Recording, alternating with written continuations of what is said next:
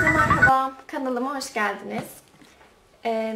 Bugün birlikte yeni aldığım dikiş makinemi açacağız. Açmadım, sadece burasını açtım. Daha sonrasında sizinle birlikte açmak istedim. Tabii almadan önce bakmıştım ve ben yeşil olanı seçtim. Bunların markası bilmiyorum tam olarak ne ama galiba bu. Kartonunda da göstermişler. Ayaklarını gösteriyor. İşte fermuar ayağı, normal böyle şey. Tam olarak daha bilmiyorum makinenin içeriklerini açıkçası. Neler yapabiliyor bilmiyorum. Zamanla öğreneceğimi düşünüyorum. Ben de internetteki videoları izleyerek daha çok bilgi sahibi oluyorum makineler hakkında. Ve umarım bu videoda makine alacak, makine isteyen biriler için faydalı olur diye düşünüyorum. Burada hem Rusça, hem Rus dilinde, hem de İngilizce kullanım kılavuzları var. Bu arada ben bu makineyi Gine'den aldım, Gine Kutu'dan aldım. Sabunetleri var, geçmeden sakın yerler. Buradan bunu nasıl çıkartacağım? Şu göstersem bakalım çıkacak.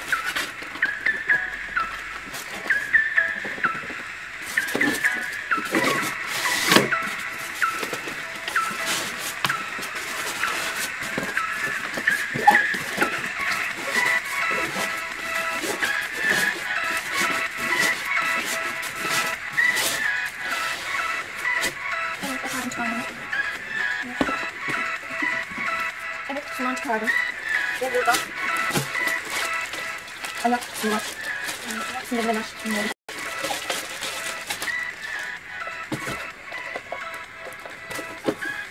Burada genelde prizler hep üç, yani çoğusu hep bu şekilde uçları. Üçlü yani. Türkiye'de bunlara çok rastlamıyoruz biz tabii ama bunlar için özel şeyler de var tabii, prizler. İki tane ayağı, iki tane girişi var mıydı? Bu da makineyi tutacak olan kısmı olsa gerek. Ay şimdi deneyeceğim kısmı. Ama çok heyecanlı, çok güzel değil mi? Kullanmaya kıyamayabilirim. O derece dikiş makinesini, dikiş dikmeyi çok seviyorum. O yüzden dikiş makinesini çok seviyorum. Gerçekten bunu aldığımda gözlerim yaşarmıştı. İlk dikiş makinem. Çok profesyonel bir şey değiller belki ama şimdi görecek kadar iyi bir makine olduğunu düşünüyorum. Çok ağır değil, ben rahatlıkla taşıyabiliyorum. Yani bir yere de gayet rahatlıkla taşıyabilir. Şimdi makinenin özelliklerini dilim döndüğünce ve bildiğim kadar anlatmaya çalışacağım. Öncelikle ve dikiş türlerini de birlikte bakacağız. Öncelikle bu girişimizi takıyoruz. Tabii prize takıyoruz daha sonra ya da önce fark etmez.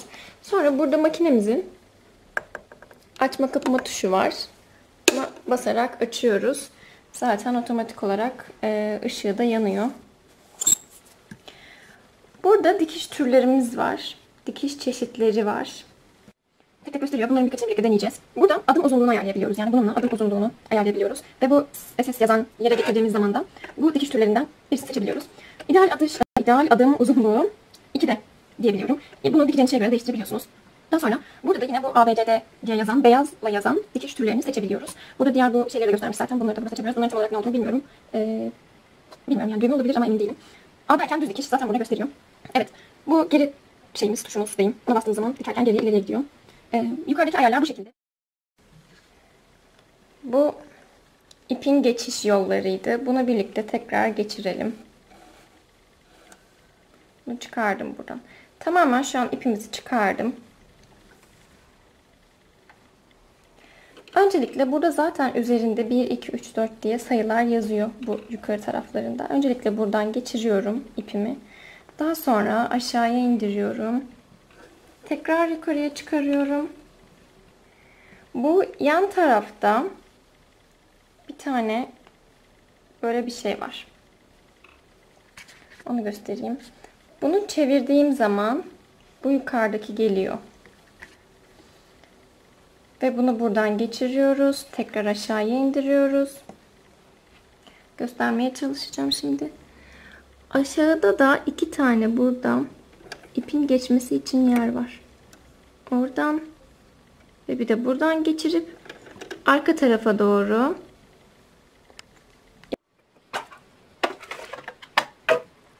bu şekilde paket çıkıyor.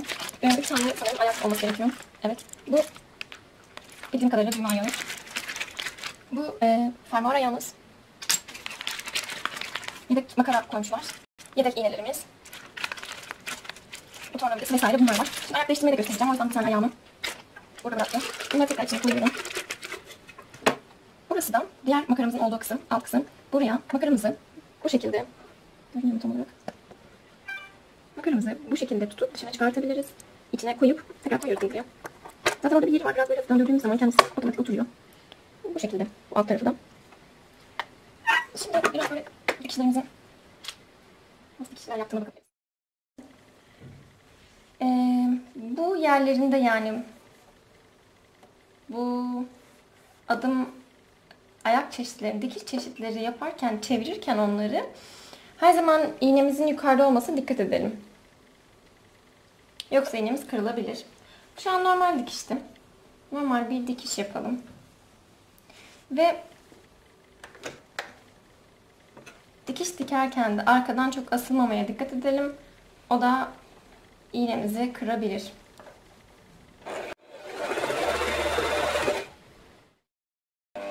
Ve dikiş yaparken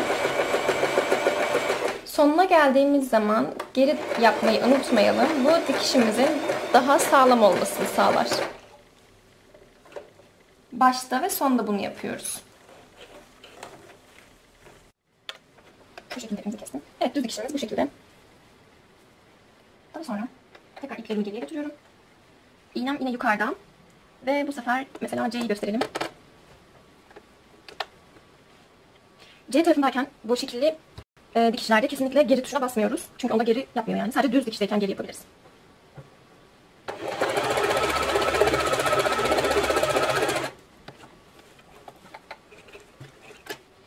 Bu şekilde çapraz dikişimiz